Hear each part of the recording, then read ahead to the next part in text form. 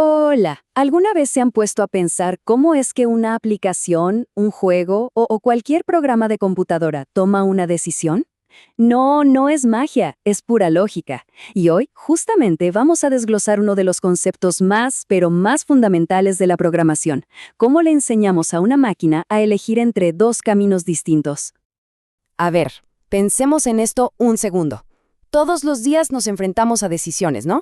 Por ejemplo, ¿llevo paraguas si parece que va a llover? ¿O me tomo un café si necesito un poco de energía? Bueno, resulta que las computadoras se enfrentan a encrucijadas muy parecidas todo el tiempo, pero con una gran diferencia. Necesitan instrucciones increíblemente claras para saber qué hacer en cada caso. Y esa herramienta que les da esa claridad se llama estructura condicional. Es, en esencia, como el cerebro que toma las decisiones dentro del código.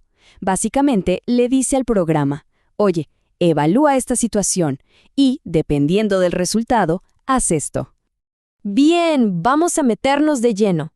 Mientras que algunas decisiones solo tienen una acción posible, como si llueve, usa paraguas y ya, hoy nos vamos a enfocar en las decisiones que tienen dos resultados, dos posibilidades bien definidas. O es el camino A o es el camino B. A ver, una estructura condicional doble simplemente evalúa una pregunta.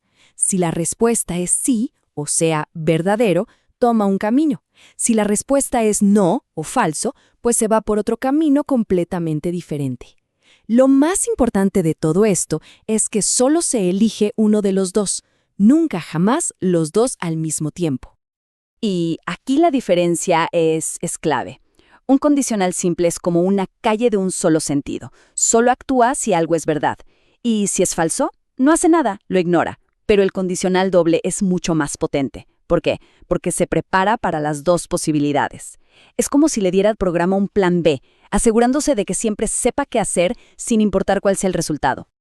La mejor forma de entender todo esto es sin duda con un ejemplo práctico. Vamos a ver un problema súper común que el código puede resolver: validar la edad de una persona. La pregunta es sencilla, es directa. Es algo que, por ejemplo, un sistema de venta de boletos o una red social hace millones de veces al día para decidir si alguien puede ver cierto contenido o no. Es una decisión binaria, perfecta para nuestra estructura. Miremos esta lógica paso a paso. Ojo, esto no es código real, sino la idea, el concepto puro. Primero, preparamos un cajoncito, una variable para guardar la edad. Luego pedimos el dato. Y aquí, justo aquí en el paso 4, está el corazón de todo, la condición. Si la edad es menor que 18, y ¡pum!, a partir de aquí el camino se divide. Si es verdad, se va por una ruta, si no, se va por la otra. No hay pierde. Y esas palabritas como sí, entonces y si no, no están ahí por casualidad. Son palabras reservadas en el lenguaje de programación.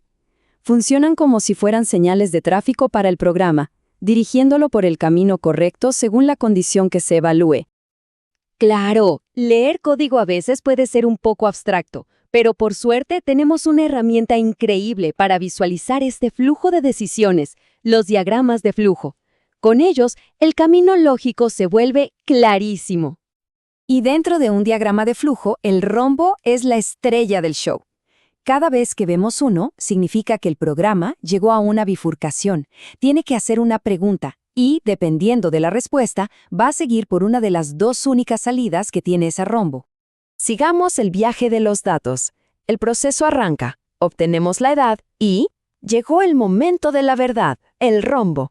La pregunta, ¿la edad es menor que 18? Fuerza una elección. Si la respuesta es que sí, el flujo se desvía por un lado. Si la respuesta es que no, por el otro.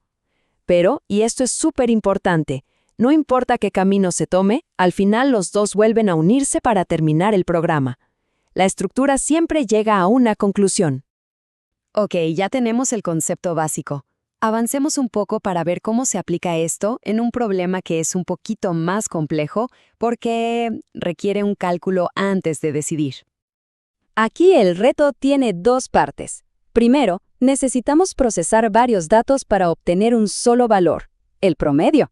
Y, por luego, ahora sí, usar nuestra estructura condicional doble para tomar una decisión basada en ese resultado. Aquí están nuestros datos. El programa primero tendría que, digamos, digerir todos estos números, sumarlos, dividirlos y así obtener un único valor clave. Si hacemos ese cálculo rápido, nos da 19.8 grados. Y ese es el número que importa para la siguiente fase. Y este número es nuestro umbral, nuestro punto de referencia. Toda la decisión del programa va a depender de si nuestro promedio de 19.8 está por encima o por debajo de estos 18 grados.